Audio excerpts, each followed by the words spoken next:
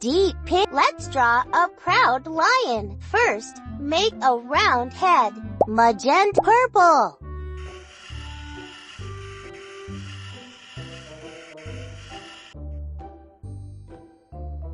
Then, draw a muzzle and a mouth.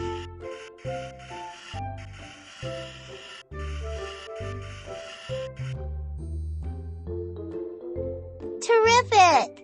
Now draw its long whiskers on the left and on the right.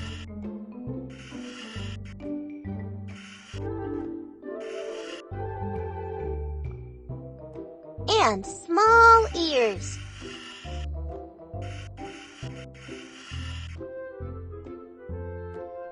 Fantastic! Let's draw its magnificent mane.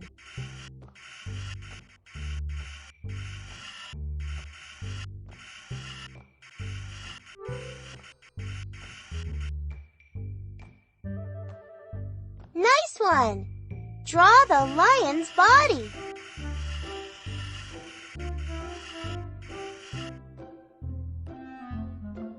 Very good! Don't forget to draw legs so your lion can run. First 2 legs and then 2 more. There you go! Now draw a tail with a switch.